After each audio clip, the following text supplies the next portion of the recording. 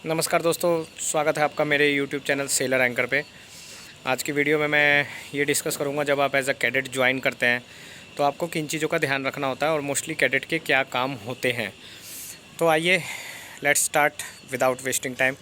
तो सबसे पहले टेक कैडेट, जैसा कि आपको पता है, आप प्रीसी ट्रेनिंग करके जाते हैं, 1 ईयर की प्रीसी ट्रेनिंग करते हैं। उसके बाद फिर 18 मंथ्स ऑन बोर्ड जब ट्रेनिंग करते हैं, कहानी वहाँ से शुरुआत होती है। बिकॉज प्रीसी ट्रेनिंग में तो क्या होता है, सभी कैडेट्स होते हैं, हमारे बैचमेट्स होते हैं, तो उतना पता नहीं चलता और हम नॉर्मल स्कूल की तरफ पढ़ाई करते हैं, क्लासेस जाते हैं, आते हैं, अपना जो टास्क है वो कंप्लीट किया। लेकिन असली कहानी शिप पे शुरू होती है। सपोज दैट आप एक बल्क कैरियर ज्वाइन कर रहे हैं, तो बल्क कैरियर में कैडेट का रूटीन क्या होता है।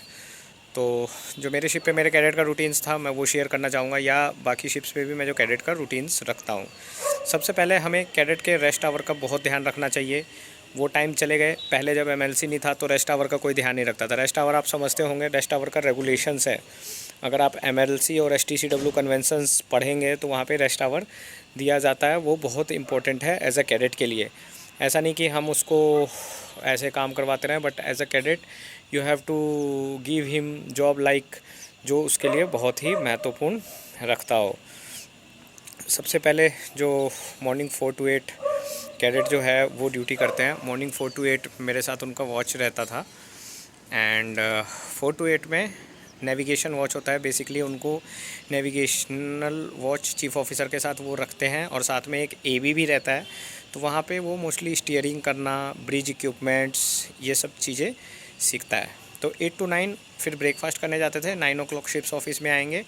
शिप्स ऑफिस में आने के बाद मैं उनको डेली जो साउंडिंग्स होती है, वो सारे टैंक की साउंडिंग समझते हैं। साउंडिंग का मतलब होता है, जैसे आपके जो बैलास्ट टैंक्स होते हैं, आपने कार्गो लोड किए तो बैलास्ट टैंक से आपको पानी वगैरह निकालना होता है।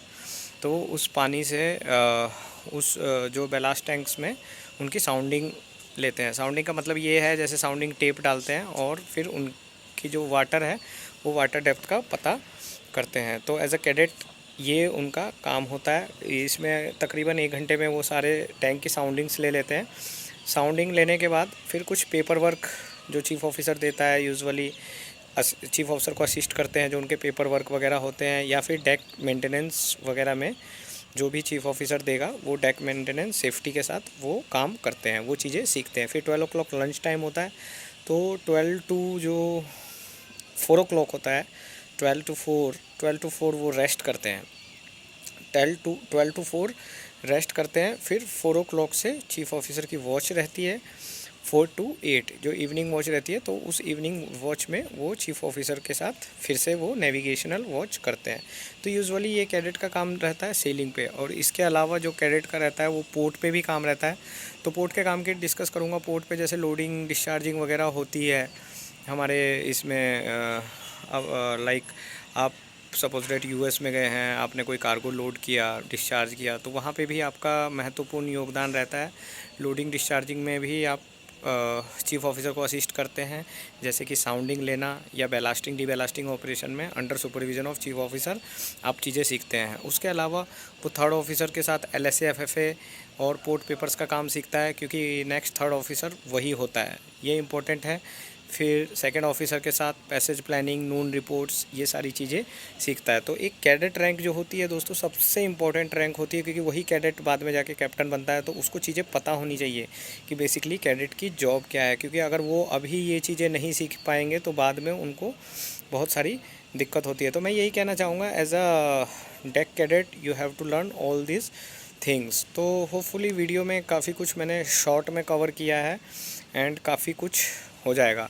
रेस्ट आवर मैं बार बार इसलिए बोल रहा हूँ कि पहले क्या होता था, कैडेट को काफ़ी लंबे टाइम तक स्ट्रेच किया जाता था, पर वो चीज़ें अब चली गई। Not only cadet, for everyone, for ship का जो भी क्रू मेंबर्स होता है including master also rest hour का ध्यान रखना होता है, क्योंकि वो वेल रेस्टेड होंगे, आपका दिमाग तभी काम करेगा।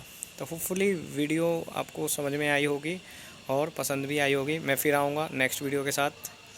तब तक के लिए good bye, take care. Next video मेरी रहेगी डेक कैडेट और इंजन कैडेट, दोनों में हमें क्या चूज़ करना चाहिए, इसके ऊपर वीडियो बनाएंगे मेरे हिसाब से। बाकी तो आपके ऊपर भी डिपेंड करता है आपको किस चीज़ में इंटरेस्ट है। तो गुड बाय दोस्तों, टेक केयर, जय हिंद।